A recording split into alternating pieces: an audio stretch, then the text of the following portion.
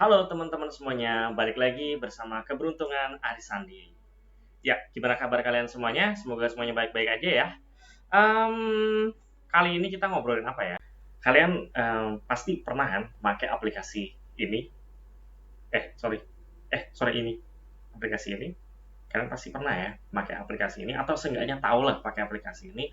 Atau kalau kalian nggak pakai aplikasi Grindr, Hornet, Blood, em, apalagi Jack ID, Jack D ya, Jack D, terus apalah itu banyak banget ya aplikasi itu. Terus selain itu juga mungkin kalian gunakan Facebook, terus gunakan Instagram atau media lainnya yang kita sebut sebagai media sosial. Ini kalian pasti sering banget kan pakai aplikasi-aplikasi tersebut, media-media sosial tersebut. Nah, cuman nih teman-teman ya, kalian harus berhati-hati karena banyak banget teman-teman gay yang ketika ketemuan sama teman barunya itu em, mereka tuh dapat pemerasan, dapat ancaman, atau bahkan tindakan-tindakan kriminal yang lain seperti pelecehan seksual dan lain sebagainya ya teman-teman ya. Jadi buat teman-teman semuanya tuh yang menggunakan media sosial, yang menggunakan aplikasi eh, kencan gitu, itu harap berhati-hati ya teman-teman ya. Seperti contoh kasus yang eh, ini nih, kasus ini. Nah, ya, di dalam kasus yang ini, di kasus ini nih, ya. Jadi seperti biasa, teman-teman tuh diajak untuk tempat yang dituju oleh si eh, pelaku. Jadi awalnya tuh mereka tuh ketemuan kan, maksudnya awalnya mereka tuh janjian gitu kan, pakai aplikasi media sosial tersebut kan. Nah, ketika mereka pakai aplikasi media sosial tersebut, terus mereka janjian untuk ketemu gitu. Ketika janjian untuk ketemu, dibawalah gitu si korban ini ke tempat si pelaku gitu, ke tempat si pelaku, ke tempat si pelaku. Seperti biasa, mereka nanti apa ya dengan penjebakan-penjebakan gitu seperti biasa kayak mereka dibuka bajunya, mereka buat dealing gitu, dibuka bajunya gitu. Terus setelah dibuka bajunya nih, itu um, pintu pintu pintu kamarnya itu ternyata tidak dikunci dan tiba-tiba ada orang masuk ke dalam gitu seperti itu. Kemudian mereka melakukan tuh pemerasan, mereka melakukan pemerasan, mereka videokan korban, di video korbannya. Kemudian mereka mengaku bahwa mereka adalah eh, apa bagian dari TNI Polri gitu. Mereka adalah anggota TNI Polri seperti itu. Padahal ya kita nggak tahu ya apakah itu benar TNI atau Polri atau bagaimana gitu kan. Itu kita nggak tahu ya. Tapi setahu kalau kode etik Polri itu tidak mungkin sih sebenarnya. Terus ya entahlah ya, saya juga nggak tahu ya apakah benar atau enggak. Kita memang sudah melaporkan ini ke polisi dan memang sudah ditindaklanjuti seperti itu. Nah, tapi buat teman-teman semuanya, ini harap berhati-hati ya, karena modus ini nih nggak cuma satu dua kali terjadi, tapi yang dilaporkan ke yang terjadi itu banyak banget dan sering banget terjadi. Contohnya eh, di dekatku ini aja ya, di dekatku ini, dekat tempat tinggalku ini, itu ada setidaknya 3 laporan dari berarti 4 laporan dari sekitar bulan Agustus sampai ke bulan Agustus 2020 sampai ke bulan sekarang ini Februari ya, Februari 2021 itu ada 4 kasus yang melapor maksudnya yang melapor, salah satu melapor ke saya juga gitu, kayak gitu, melapor ke saya. Nah, dari kasus-kasus tersebut tuh hampir sama, trik yang mereka lakukan tuh hampir sama, trik yang dilakukan oleh pelaku tuh hampir sama, yaitu si pelaku membawa korban itu ke tempat yang ditentukan oleh si pelaku dengan metode yang sama gitu. Mereka melakukan penjebakan seperti itu, tidak dikunci pintunya atau tiba-tiba ada juga yang muncul dari balkon gitu, kayak gitu, dari balkon muncul masuk ke dalam gitu kayak gitu. Terus mereka melakukan penggerebekan, seakan-akan melakukan penggerebekan. Kemudian si korban ini dimintakan uang, diperas uangnya gitu. Bahkan ada korban yang sampai SMS-in atau WhatsApp-in teman-temannya dia, minjemin uang ke rekan-rekan dia sampai habis sekitar 20 juta, 10 juta, 20 juta itu mereka habis gitu. Dan ya hari-hari mereka itu kan pada hari-hari berikutnya atau bulan-bulan berikutnya mereka ketika mereka mereka gajian mereka harus membayar hutang-hutang tersebut gitu kayak gitu. Ini bahaya banget teman-teman. Ini bahaya banget dan sebelumnya pun memang kita pernah juga sih ada kasus seperti ini satu kali itu di daerah Jakarta di Pulau Gadung Jakarta di Jakarta Utara ya Jakarta Utara Jakarta Timur saya lupa nih waktu itu. Nah kasusnya juga hampir mirip ya. Cuman kalau yang di Pulau Gadung itu bedanya si pelaku itu datang ke tempatnya korban gitu. Si pelaku itu datang ke tempat korban, terus si pelaku itu yaitu melakukan pemerasan. Kalau misalnya dia nggak dikasih uang gitu kayak gitu senilai sekian juta gitu.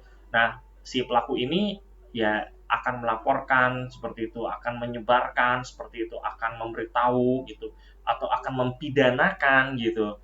Seperti itu teman-teman. Ya, padahal di Indonesia kecuali di Aceh untuk hubungan konsensual antara orang dewasa itu sebenarnya tidak dilarang ya. Hubungan persenggamaan dengan antara orang dewasa itu tidak dilarang seperti itu. Nah, jadi buat teman-teman semuanya yang pakai media sosial terus mau ketemu sama orang yang baru dikenal, please untuk jaga diri ya. Nanti aku kasih tipsnya buat kalian gimana sih cara untuk terhindar dari pemerasan atau tindakan-tindakan kriminal gitu, biar teman-teman tuh bisa lebih aman ya seperti itu. Nah, untuk kasus yang tadi itu sebenarnya udah kita bantu ya, beberapa kita bantu eh, melakukan pelaporan ke polisi, juga dibantu oleh teman-teman pengacara dari Suara Kita ya, teman-teman pengacara dari Suara Kita itu dibantu sama Kak Bide dan rekan-rekan, ada Kak V juga itu dibantu. Nah, tapi memang proses hukumnya sedang berjalan ya. Dan yang paling terakhir tuh yang bulan Februari yang kemarin ada lapor ke saya, itu juga sama, itu sedang dilakukan akan dilakukan pelaporan kalau korban setuju ya. Jadi kita kalau misal melakukan pelaporan pun tergantung dari korban ya, korban maunya gimana gitu kayak gitu. Itu tergantung dari korban. Apakah korban mau untuk melaporkan kejadian tersebut kepada pihak kepolisian atau enggak gitu. Dan kita juga ngasih tahu juga kalau misalnya melakukan pelaporan kepada kepolisian itu ada prosesnya, dan prosesnya itu nggak cukup 1-2 hari gitu, karena proses itu harus ada pelaporan, kemudian pembuatan BAP, kemudian eh, ke TKP gitu kayak gitulah. Itu proses-proses itu tuh harus tetap dilakukan sampai persidangan selesai dan sampai ada putusan pengadilan. Nah itu tuh memang gak gampang. Nah makanya buat teman-teman tuh kalau misalnya memang kalian mau ketemu sama orang yang baru kalian kenal, kalian harus waspada dan berhati-hati ya. Karena bukan karena ada niat aja, tapi karena ada kesempatan ya. Kalau kata siapa sih yang dulu tuh yang di Bang Napi ya, kalau kata Bang Napi itu kayak gitu. Jadi kejahatan itu bukan hanya karena bukan karena hanya niat pelaku, tapi karena ada kesempatan gitu. Makanya buat teman-teman harus berhati-hati dan berhati-hati gitu kayak gitu. Nah, lanjut ya, saya kasih tahu tips buat teman-teman semuanya. Jadi kalau teman-teman semuanya mau ketemuan dari aplikasi media sosial, berikut ini tipsnya teman-teman. Ini gue buka dulu ya. Nah, yang pertama ya, kalau kalian ini mau ketemu sama orang yang baru kalian kenal di media sosial, baik itu Grindr, Blood, Hornet, Jack'd atau lain sebagainya, atau bahkan Facebook, Instagram yang baru kalian kenal, usahakan untuk bertemu dengan orang yang kamu sudah kenal, baik dan atau setidaknya pernah beberapa kali ketemu ya di tempat umum dan terbuka. Jadi kalau misalnya kalian mau ketemuan sama orang gitu, eh, terus langsung dibawa ke tempatnya atau ke tempat kalian bawa ke tempat kalian, itu jangan dulu, mending kalian cari tahu dulu apakah dia benar orang yang baik atau enggak gitu ya. Seenggaknya beberapa kali ketemuan lah di tempat terbuka, misalnya untuk ngajak makan, ngajak ngobrol, terus bagaimana pemikirannya, asal usulnya kayak gitu, tentang dirinya gitu, seperti apa gitu. ya terbuka sedikit nggak masalah lah ya, maksudku cerita-cerita nggak masalah lah ya, seperti itu. Ya, maksudku ya biar kalian yakin juga bahwa dia tuh memang bener orang yang nggak akan berbuat jahat gitu. Kalau misalnya memang nanti suatu hari nanti kalian ketemuan di tempat yang privat dan kalian dan kamu tuh jangan sampai kamu tuh terancam gitu kayak gitu. Oke, itu yang ke satu. Yang kedua, kalau kamu bener-bener lagi kebelet banget ya pengen ketemu sama orang, terus orang itu ngajak kamu ke tempat yang privat, yang privas, yang tempat yang privat atau yang tempat tempat yang lebih tertutup atau tempat pribadi gitu kayak gitu, pastikan kamu bertemu dengan orang tersebut di tempat yang kamu sudah paham kondisi dan lingkungannya. Jadi seenggaknya kamu tahu gitu kondisi lingkungan tersebut gitu, seperti itu. Kayak misalnya pos polisi itu seberapa jauh misalnya gitu, pos polisi atau kantor polisi seberapa jauh, atau seenggaknya kalau nggak kantor polisi mungkin tetangga tempatnya mungkin gitu, itu bisa diakses atau enggak gitu. Terus gimana sih tetangga ini apa kalau dibutuhkan bantuan ini bisa bisa langsung gercep nggak gitu, atau bisa dimintakan pertolongan atau enggak, atau setidaknya ada security atau enggak di situ gitu yang bisa mengamankan kamu gitu kayak gitu. Itu seperti itu. Nah, kalau kalian udah make sure bahwa tempatnya itu aman, kalian bisa akses pertolongan, ya itu kembali lagi ke kalian ya. Kalian yang tentukan juga itu bagaimana, apakah kalian oke, gue bawa deh nggak apa-apa, maksudnya gitu, karena gue udah persiapkan gitu, lingkungannya udah oke lah. Nah, kalau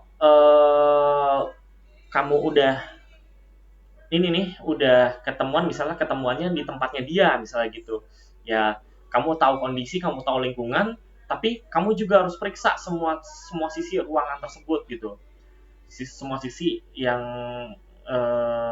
tempat semua sisi di tempat tersebut yang bisa kamu akses untuk menyelamatkan diri misalnya, atau semua sisi yang kamu nilai itu tuh bisa jadi alat mereka untuk membahayakan kamu, kayak misalnya pintu kamar nggak dikunci kayak gitu, atau mungkin jendelanya itu ternyata ada orang di situ yang ngumpet gitu. Kau make sure semuanya dalam kondisi aman dan terkendali gitu. Jadi jangan sampai nanti kamu menyesali gitu ke depannya, seperti itu ya. Terus kemudian simpan nomor darurat, entah itu nomor keluarga kamu, teman kamu, atau siapapun yang dapat kamu hubungi jika suatu waktu kamu dalam keadaan darurat. Jadi kamu simpan deh nomor nomor keluarga kamu yang bisa kamu andalkan, yang sebenarnya kamu kalau dalam keadaan darurat itu juga bisa langsung gercep gitu, gercep. eh, Aduh, tolongin gue dong, gue lagi diperas nih, atau gue lagi ada dikejar-kejar sama orang nih, atau gue lagi dapat masalah nih gitu. Lu bisa datang nggak ke sini gitu kayak gitu, tolong bantuin gue gitu kayak gitu. Nah, itu kalian juga harus persiapin kira-kira siapa rekan kalian, orang yang paling kalian bisa percaya ketika kalian ada masalah, itu mereka bisa bantu kalian secepat mungkin gitu kayak gitu. Boleh temen, keluarga, atau siapapun yang kalian percaya gitu. Seenggaknya dia bisa gerak cepat gitu. Make sure juga, jadi sebelum kamu berangkat, make sure juga kalau dia itu memang ready buat diakses sama kamu gitu. Jangan ketika nanti kamu uh, apa nelfon ternyata dia lagi liburan misalnya ke Paris, aduh jauh banget ke Paris ya, jadi nggak bisa akses kamu secara cepat gitu kayak gitu. Make sure juga semuanya sebelum kamu ketemu sama orang tersebut gitu. Kemudian yang kelima, kalau misalnya kamu memang udah dalam keadaan kondisi bahaya, terus kamu dalam kondisi apa diancam, diperas. Nah, kalau kamu ada kesempatan untuk lari dari kondisi tersebut ya, lari dalam kondisi apapun, mau tanpa busana, mau telanjang, mau kamu dalam keadaan apapun pokoknya ya, usahakan kalau bisa lari, lari dan minta pertolongan dari orang-orang yang tadi aku minta kalian untuk cek ya semua sekeliling kalian, lokasinya itu kayak gimana, apakah akses kantor polisi, akses security, akses tetangganya kayak gimana. Nah, kalau kalian keluar dalam keadaan seperti itu itu menurutku lebih baik sih, lebih baik kalian sampaikan aja bahwa kalian tuh diperas, bahwa kalian dipaksa gitu untuk membuka baju dan kalian diperas gitu, atau kalian bisa katakan bahwa kalian tuh sedang ingin dilakukan pelecehan seperti itu, kalian ditipu dan lain sebagainya, kalian bisa katakan seperti itu, katakan saja seperti itu. Bagaimana kalian bisa bernegosiasi dengan warga sekitar gitu, karena gini ya, dalam kondisi genting seperti itu, yang penting adalah keselamatan kalian gitu, keselamatan kalian terlebih dulu. Jangan, kalau menurutku nggak perlu kalian malu sih, nggak perlu kalian malu. Karena apa ya? Ketika nanti warga itu sudah mengetahui atau mungkin security sudah mengetahui, ya pasti kalian akan diamankan dan pasti kalian akan mendapatkan akses pakaian juga nantinya nextnya gitu kan. Pasti kalian akan dapat pakaian juga, nggak mungkin lah kalian langsung dibawa sama security itu langsung tanpa pakaian gitu kan. Ketika kalian nanti minta bantuan, kalian lari, pasti kalian langsung ditolong gitu sama orang-orang tersebut gitu. Nah, kemudian ya kalau misalnya kalian seenggak-enggaknya ya sudah dapat akses bantuan, terus mereka bisa langsung apa namanya ya seenggak-enggaknya menggerebek itu orang-orang itu, jadi kalian aman, terus pelaku juga bisa langsung segera ditangkap gitu, seperti itu sih, seenggaknya seperti itu. Nah, kalau kalian sudah tadi ya sudah terlanjur terus dapat mara bahaya, terus pada akhirnya kalian kan nantinya pasti ada proses hukum yang berlanjut kan, proses hukum yang berlanjut. Nah, kalau kalian melanjutkan proses hukum atau lain sebagainya, atau kalian khawatir dengan keselamatan kalian, segera akses lembaga bantuan hukum atau lembaga atau organisasi yang membantu kelompok LGBT terdekat di kota kamu. Kayak misalnya di Surabaya itu ada Gaya Nusantara, di Jakarta itu ada Arus Pelangi, ada Suara Kita, ada GWL INA, ya kayak gitu. Itu akses. Atau kalau kalian ada di Bandung, yang kemarin aku udah sampaikan ya, di situ ada apa? Ada Arjuna Pasundan kayak gitu. Pokoknya akses aja lembaga bantuan hukum atau organisasi-organisasi LGBT atau orang yang berafiliasi dengan kelompok-kelompok tersebut atau yang sering ngebantu teman-teman LGBT. Jadi kalian tuh benar-benar harus dari sekarang ini harus sudah cari tahu lembaga bantuan hukumnya, terus orang-orang yang aksesnya kayak gitu-gitu tuh harus kalian tuh sudah mempersiapkan itu gitu. Nah, itu sih kiat-kiat aku ya. Jadi saya harap sih teman-teman juga harus memberanikan diri gitu dalam kondisi apapun, karena ya keselamatan kalian tuh penting daripada segala-galanya, daripada hanya sekedar rasa malu gitu. Tapi keselamatan kalian tuh penting gitu kayak gitu. Selama kalian tidak merugikan orang lain, it's okay. Selama kalian tidak merugikan orang lain, it's okay.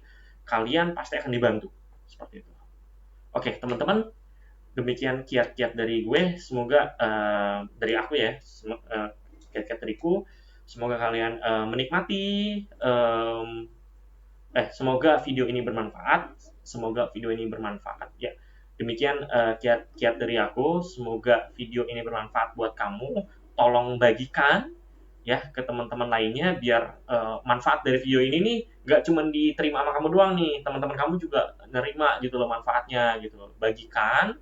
Terus kalau kamu suka sama video seperti ini, tolong dibantu di like, terus komen kalau kalian mungkin ada pertanyaan atau ada kritikan atau ada saran, kalian bisa komen. Terus kalau misalnya kalian itu pengen dapetin update-update dari aku, kalian bisa langsung ya subscribe, jangan lupa untuk di subscribe. Oke, teman-teman, demikian ya video dari gue, dari aku, dari gue, gitu ya. Sampai jumpa pada video berikutnya. Terima kasih, bye.